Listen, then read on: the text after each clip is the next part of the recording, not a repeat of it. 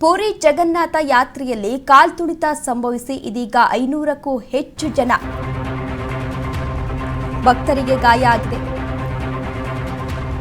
ಪುರಿ ಜಗನ್ನಾಥ ಯಾತ್ರೆಯಲ್ಲಿ ಕಾಲ್ತುಳಿತ ಸಂಭವಿಸಿದೆ. 600ಕ್ಕೂ ಹೆಚ್ಚು ಜಗನ್ನಾಥನ ಭಕ್ತರಿಗೆ ಗಾಯಗಳಾಗಿವೆ.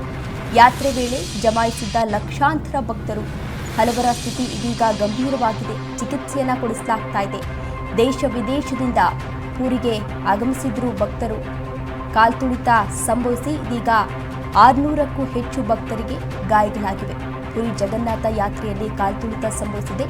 600ಕ್ಕೂ ಹೆಚ್ಚು ಜಗನ್ನಾಥನ ಭಕ್ತರಿಗೆ ಇದೀಗ ಗಾಯಗಳಾಗಿವೆ. ಯಾತ್ರೆ ವೇಳೆ ಲಕ್ಷಾಂತರ ಭಕ್ತರು ಜಮಾಯಿಸಿದ್ರು.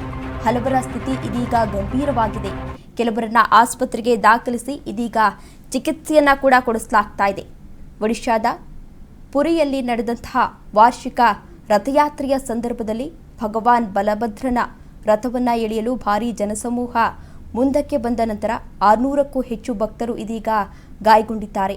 ಶತಮಾನಗಳಷ್ಟು ಹಳೆಯ ಸಂಪ್ರದಾಯದ ಭಾಗವಾಗಿ ಎಳೆಯುವ 3 ಭವ್ಯ ರಥಗಳಲ್ಲಿ ಒಂದಾದ ತಾಳಧ್ವಜ ರಥವನ್ನ ಎಳೆಯುವ ಸಮಯದಲ್ಲಿ ಈ ಕಾಲ್ತುಳಿತದ ಘಟನೆ ಸಂಭವಿಸಿದೆ.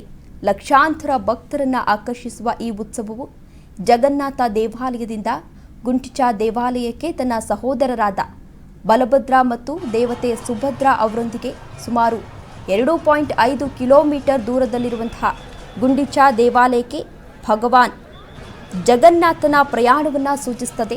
ಈ ದೇವತೆಗಳು ಗುಂಡಿಚಾ ದೇವಾಲಯದಲ್ಲಿ ಒಂದು ವಾರ ವಾಸಿಸ್ತಾರೆ ಮತ್ತು ನಂತರ ಇದೇ ರೀತಿಯ ಮೆರವಣಿಗೆಯಲ್ಲಿ ಹಿಂದಿರುಗ್ತಾರೆ ಅನ್ನೋ ನಂಬಿಕೆ ಇದೆ. ಆ ಹಿನ್ನೆಲೆಯಲ್ಲಿ ಇವತ್ತು ರಥವನ್ನು ಎಳೆಯಲಾಗ್ತಾ ಇತ್ತು. ಅಂತಹ ಸಂದರ್ಭದಲ್ಲಿ ಇದೀಗ ಕಾಲ್ತುಳಿತ ಸಂಭವಿಸಿ 600ಕ್ಕೂ ಹೆಚ್ಚು ಜನ ಗಾಯಗೊಂಡಿದ್ದಾರೆ.